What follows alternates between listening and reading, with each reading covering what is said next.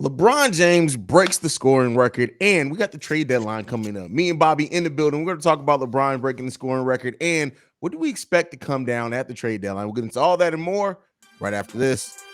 Thank you for tuning in to the number one place for your daily basketball fix, NBA Central, hosted by the one and only CEO Haize. All right, Bobby. LeBron Yo, broke the record, bro. How you feeling about LeBron now, the leading all-time scorer in the NBA, and he's going to be playing for a handful of more years. He's going to really push that record. And so I don't think that we may, not in our lifetime, we may never see it broke again, bro. bro. What do you think? I think it's good for him, bro. Somebody who's been durable for about 20 years now. Been in and out here and there. But man, it just shows to what you could do, especially if you're playing at a high level. 38 years old, averaging 30. Shout out to him. You got to give him flowers, whether you love him or hate him. Everybody see the banner behind me, so y'all know who I rock with. But hey, if you a fan of the sport, whether that's football, basketball, soccer, tennis, whatever, no matter if you like somebody or dislike them, you got to give them their flowers. Hence why I stayed up to watch it. Because, bro, it was almost 40 years before it was broken. If it take another 40 years, I'm going to be 68 years old. So, like, bro, you got to witness. You got to just enjoy that, especially as a fan of the game, whether you like it or hate it.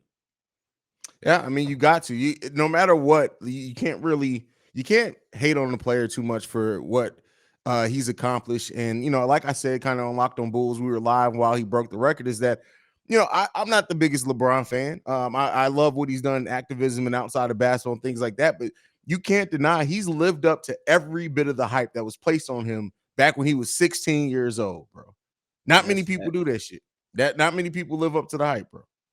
That's facts, bro, because he had a lot of pressure put on him. He did go through some failures, but he overcame a lot of those failures. There's still some stuff you could probably hold on to him. You know what I'm saying? If you're going to have a deep dive into it, but at the end of the day, bro, he lived up to the hype, especially with tough times, like especially with social media coming into it, and especially with this age that we moving into now, it's just going to get more vicious. Exactly. Over and something that people like, and I don't know how much historically they'll remember this, but like he's had seasons that were shortened because of COVID, and he's lost probably about 60 games over the stretch of time with the COVID shortened season. So he probably would have broke this record even sooner, man. What LeBron has done, I don't as a basketball fan and historian, I like to call myself a basketball. You can't deny it, you can't hate on it, and man, hats off to that man. Yep. And one thing that Steve-O said, shout out to him, he said this just gonna be something else added to the long ass, annoying ass GOAT debate. Everybody gonna have their pick, but the people that already got it solidified, whether you're going with Michael, if you're going with LeBron James, you will never agree with the opposing side. So it's just gonna be another debate that goes on forever. Absolutely. And the way that I look at it, I know people are like, "Whoa, now that he's number one in scoring, does that mean he's the GOAT?" And my question to that is, Kobe's above Jordan on the all-time scoring list. Kareem and Karl Malone are above him on the all-time scoring list.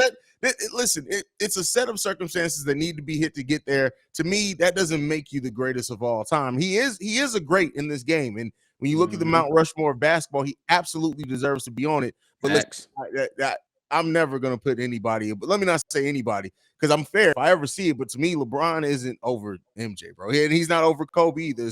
It's Kobe. It's MJ, Kobe, and then LeBron to me, bro. That's it. For me, it'll be MJ, LeBron, Kobe. That's fair. That's fair. how I would put it.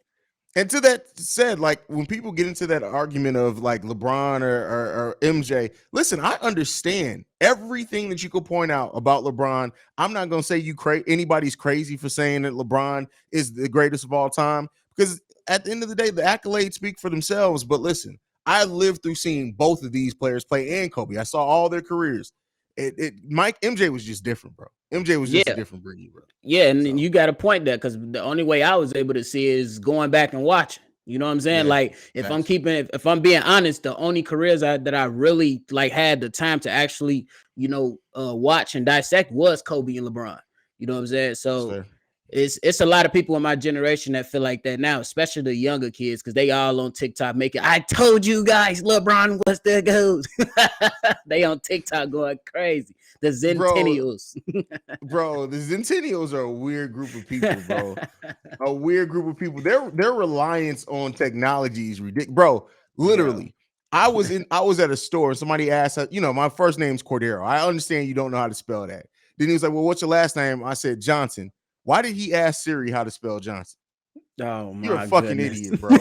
Like, we got to do better, y'all. well, come on, we man. got to do better than bro, that. I literally was like, it's literally the most common last name Literally. in the world.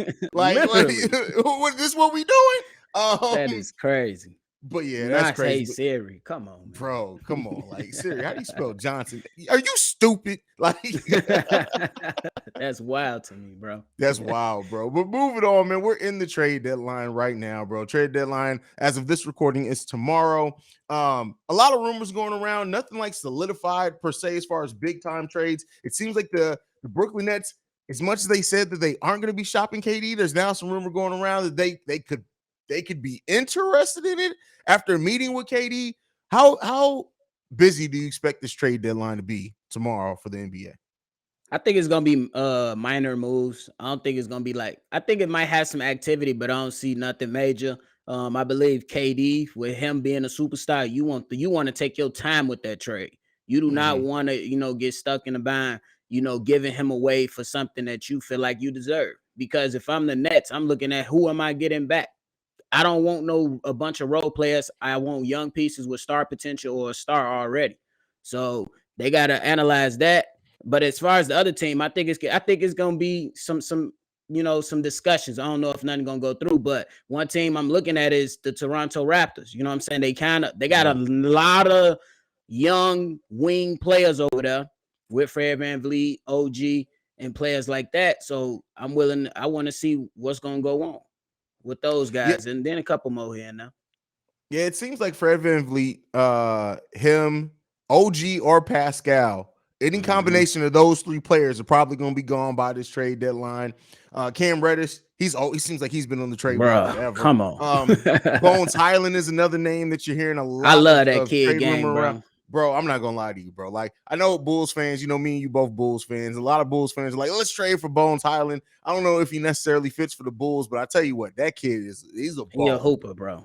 Yeah. And if you pair him with a superstar who's kind of ball dominant and like they just need a point guard like that he's keep out for the name Bones Highland, bro. For real. But Deshaun Tate, Eric Gordon, these are all the names right now that are rumored, in a lot of rumors as far as going to be moved. But really, the biggest one is really you're looking at what Toronto does with that roster. Also, the Utah Jazz, what do they do with Mike Conley and the other players that they're trying to move? It could be a very, very busy trade deadline, or it's going to be a complete whimper and not be nothing. We all going to be sitting here waiting for hours. Be like, did nothing really happen at this trade deadline? But what percentage are you going to put it at? A big name like KD gets moved tomorrow. Oh, it's at like 2%. Probably like KD. I think KD got to ride out the season. And I think that I listen. Everybody know we listen to sports talk, and I think one thing that was said is that if KD can make some noise in the playoffs, that really just tell you what he is. I believe his legacy is already solidified. Don't get me wrong, but I believe that he still got something to prove, especially after last year. I think he got to be able to bounce back, overcome that failure in a way. But I don't think he going nowhere till last year, if I'm being honest. Next year. I mean, I do think that it's more likely that he stays, and really, but the thing that's a wild card and all that for me is the owner Joe Tsai. Yeah, he's an idiot, bro. That dude is like he literally does the opposite of what most 90% of owners would do. And don't get me wrong, I gave him credit in the offseason for when KD did that trade request, and he basically was like, yeah, I hear you, but okay, no. Yeah, I and then even how quickly he moved on from Kyrie, like he didn't allow it to be this story that went on for a week, because he could have let it go on for a week until the trade deadline. He got in there, got the deal that he wanted, heard from teams, and moved the hell on. But I just look at the fact that team got put together by Kyrie and KD saying that they wanted to play together. They brought in James Harden, didn't work out. Ben Simmons came in, didn't work out, right? Oh, well, we'll see. He's gonna when it's all said and done, Ben Simmons by the start of next season may be the Brooklyn Nets franchise player, which is scary, bro. But I just look at that franchise, and if I'm KD, bro, honestly, I'm looking at it and being like, I have no faith in this ownership group being able to put a championship team around me, get me the hell up out of here. And I'm with you, bro. I think you ride out this season and you look for the best trade Yeah, destination for him. You go get you, okay, Phoenix is on the map. Phoenix, who you willing yeah, to give up? We seen that y'all had some troubles with DeAndre Ayton. Can we get him? Or something like that. And then you go with a pairing of KD and Devin Booker, two guys you already know that got that scoring mentality that can close games. That's gonna be deadly. And yeah. then I don't believe he's gonna do it, but it's rumor. Going to Portland, I think the market's too small, even though Phoenix is a small market too. But you never know. He just want to hoop. He don't care where he want to hoop at. So I don't see KD as a guy that's trying to chase media like that. But it's a lot of, I feel like it's some options out there to explore. Yeah, I mean, and it rather than try to get this done in a little over 24 hours, For real. it does make sense for the Nets to like go into the offseason, right out this season, go into the offseason, let everything sit. Then you'll know where some draft picks sit and whatnot. And then you can try to move them then. And also, the Suns can't trade DeAndre Ayton right now. So if that is the piece that you want, it makes sense to wait to the offseason to go and get to try to get him then. It's just all that surrounding KD, bro. It's just it's a crazy. It's time, bad, bro. And I kind of feel Yeah. bad for him, bro, because like literally they could have had one of the greatest offensive trios in NBA history with Yeah. him, Kyrie, and Harden. That could have been so nasty if everybody could have stayed healthy or they stayed together a little bit longer. Yeah, and that's the thing. Like when they were on the court together, that Bro. offense was like the statistics on that were bananas, bro. They literally bro. could have had the best offense of all time, but they just couldn't. And that was with Steve Nash whack ass coaching, bro. Like imagine if they had a solid coach in there. What they were able to do when those three players were on the court together offensively was bananas, bro. And the fact that they weren't able to take advantage of that is crazy to me, man. It is crazy. Yeah, just looking at these teams, John Collins is another one that could be moved. He's been on the trade block for forever. It recently came out the Atlanta Hawks have lowered their asking price for him, so he could be a trade chip on the move. And then when you look at just how tight both conferences are as far as the lack of separation between in the standings, you got to think some of these teams are looking and saying, hey, man, let's go ahead and make this move so we can go on this run, even though I think it's a fool's gold for a lot of teams, because I think a lot of teams that are at that 4 or 5 spot may try to convince themselves they're actually title contenders. Good enough. And it ain't like that for you, bro. It ain't like that. Facts. Because, bro, like you gotta in my mind, if you want KD to stay, you gotta go out and do something that's gonna blow his mind. You know what I'm saying? Probably it never happened. But what if you can package something for Bradley Beal? That'll be a good running mate. Yes, he has done with injuries, but we know what type of player he is. And I'm not saying it's going to happen, but I'm just saying you got to do something of that caliber. He needs a running mate and somebody that's solidified. You can't come in here trying to convince him to stay with a bunch of hope because it ain't going to happen. Yeah. Do you think there's any chance of a surprise deal that none of us expect? Like, do you think there's a chance that maybe Miami Heat, who right now sits as the 6th seed in the Eastern Conference, but they look old. It looks like the time has passed them. Do you think that they may pull the trigger and do something surprising like move a Jimmy Butler? Do you think something like that could happen? Not necessarily Jimmy Butler per se, but do you think a team could make a surprise move at this deadline? Yeah, anything can happen. Hell, we don't know what's going on, what's being talked about behind the scenes, but we do know that the Miami Heat, they ain't what they. I'm not gonna say they bad because they still good. They still a good team and well coached, but they not where they should be, in my opinion. And that age is showing. And you got pieces on there you paying a lot of money to. You paying a lot of money to Duncan Robinson, and everybody know how they really feel about him. And then you got a young guy in Tyler Hero, but then you still got an older guy in Kyle Lowry taking up minutes. Yeah, for sure. And then Minnesota's another team. That Karl Anthony Towns, Rudy Gobert pairing did not work. I know Karl Anthony Towns has been out this season. I think that would be more of an offseason trade, but like I'm also looking at them. Do they decide to do something crazy? Like there's a potential for that. Man, it's a lot to of recoup teams right some now. of your picks. Yeah, bro, you gave up so much in hopes that this Twin Tower thing was going to work that most people could have told you in the modern NBA, the Twin Towers do not work. Bro. It ain't working. It don't work, bro. Unless you got two freaking 7-footers that have like the skill set of Paolo Banchero, it's not going to work with the Twin Tower lineup, bro. Facts. Because I think if they, bro, you got to recoup some of them picks. So, and you seen how well they've been playing. Well, you can't really say that after they just got blown out the other night. But the record for the last month, over a month, has been good for the team. They've been performing well without Cat. Hey, maybe you move him to recoup some picks or some assets. Never know. Which is crazy to think that they would be crazy. I mean, yeah, they got blown out, but they're 6-4 in their last 10. They sit right now at 29-28 on the season.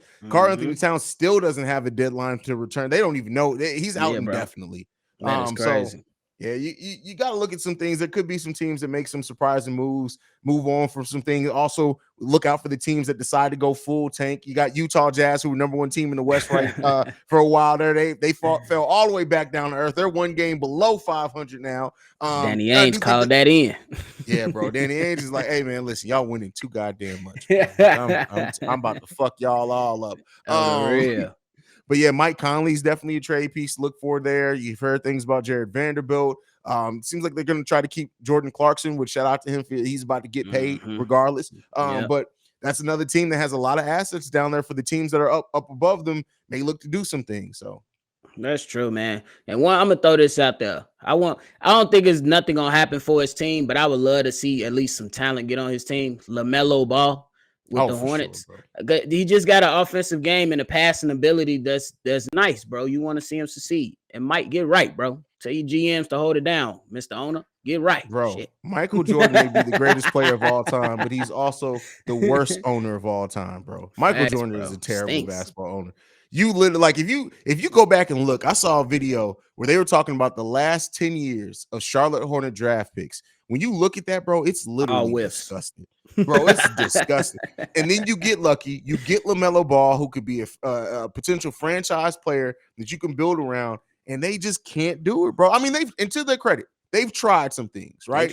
But it just has not worked out, bro. So no participation trophies. No. So get it together, man. Get it together. All right, bro. Before we go, over under, how many trades do we see tomorrow? Over under 3 big trades tomorrow. How many do you think we see?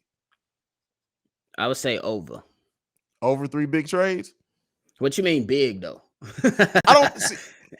You mean just a couple players and a couple picks involved in like one trade? The multiple level trade, like maybe not the superstar level trades, but trades where teams get things that are going to considerably help them on their playoff run. I'm gonna go under on that then. You gonna go under? Okay. Yep. I'm gonna go under. I think just like what you said, bro, it made a lot of sense. A lot of these people that's in 4th and 5th spot, they're gonna try to convince themselves that they got it all and that they can make that push. Instead of, trying to go out and, talk to some people to get better, because that's exactly what you're gonna need to push for a championship, especially because both divisions is pretty damn open. I would say the West is more open than the East, but you still got a shot. We'll see, man. It's going to be a fun day tomorrow. You can catch us back here tomorrow. Definitely. Oh, yeah, I'm going to be doing a live stream during the last hour of the trade deadline. So be on the lookout for that. Man, we're going to have to get something in, man. But that is it. Bobby, go ahead and give him your social media. Let's get the hell up out of here, brother. All right, man. If y'all want more from me, find me on Shy Bulls Podcast. And make sure y'all hit this like button for this channel and subscribe to it. Absolutely. Subscribe to NBA Central. We're a new channel trying to get these subs up around here. If you want to follow us, you can do so at NBA Central Pod on Twitter. You can also send us any feedback, questions, comments, concerns, NBA Central Show at gmail.com. And then lastly, you want to leave a text message and our voicemail, 773-270-2799. We about this mug. Peace, y'all. This has been a presentation of the Break Media.